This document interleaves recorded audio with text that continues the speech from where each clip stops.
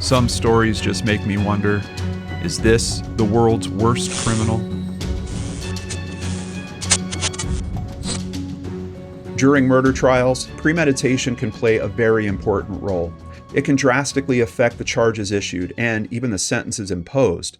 Unfortunately, criminals are also aware of this and will sometimes change their version of the events. However, in today's case, actions clearly speak louder than words. It was supposed to be a time leading up to the best day of Aaron and Stephanie's lives. 26-year-old Stephanie Scott and her fiancé Aaron Leeson Woolley lived in Leeton, New South Wales, Australia.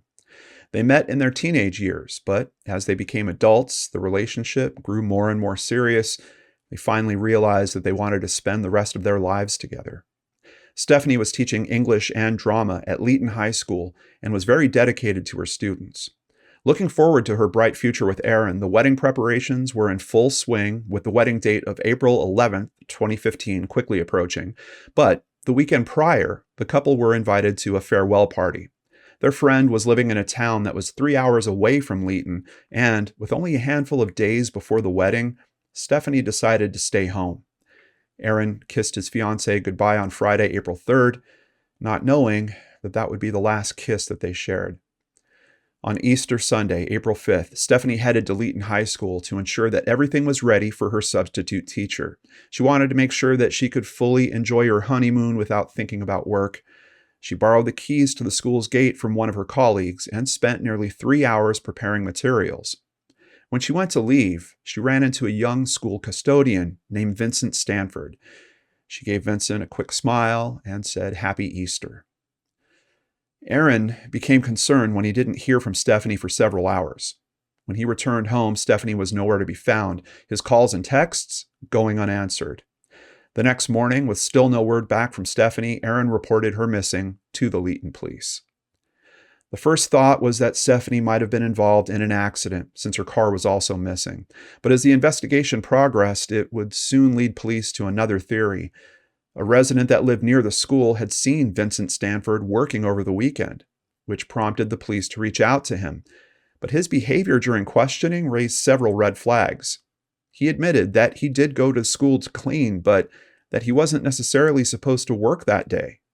He did claim that he wasn't there at the same time as Stephanie's disappearance, though, saying that he had gone grocery shopping. There was only one problem. The store that he claimed to be at was closed on Easter Sunday.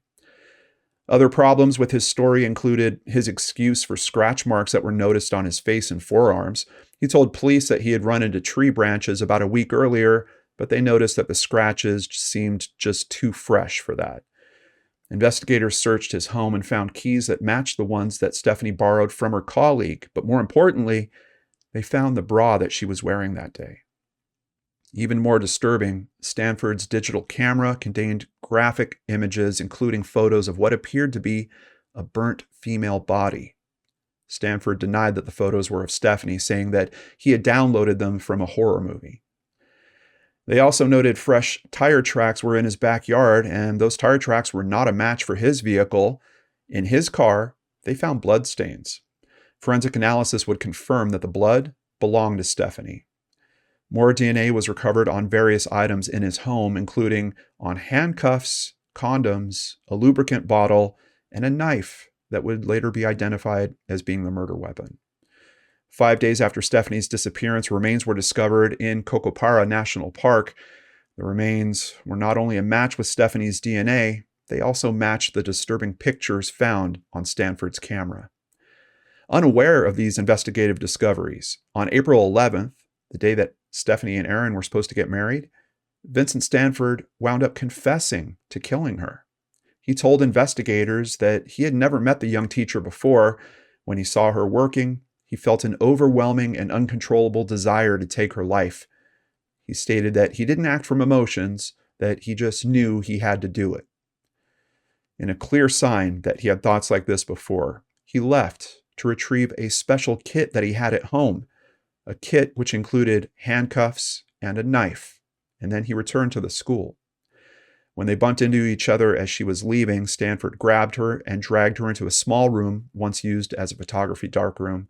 There, he brutally assaulted and murdered the 26-year-old bride-to-be. Stanford hid her body in the back of her car and parked it behind a shed at his home. The next day, he drove to the Cocopera National Park and burned her body, attempting to cover up the crime and get rid of all the evidence. He then abandoned her car in a field about 5 miles away from Leeton. Further investigations uncovered Stanford's troubling past. As an adolescent, he was admitted to a psychiatric center after choking a school principal. Here, he was diagnosed with several disorders, including oppositional defiant disorder.